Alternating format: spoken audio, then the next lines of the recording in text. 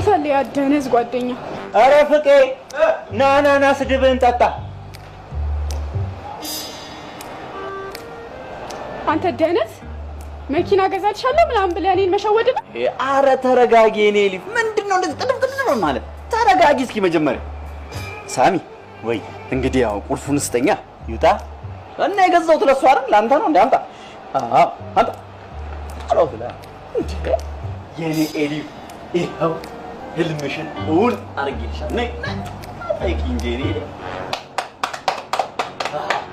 በጣም ነው አመሰግነው አቸኩይ ገና መኪናው ይመጣል እኮ ሳሚ ወይ መኪና ይውጣ አዎ እንዴ አንተ ደግሞ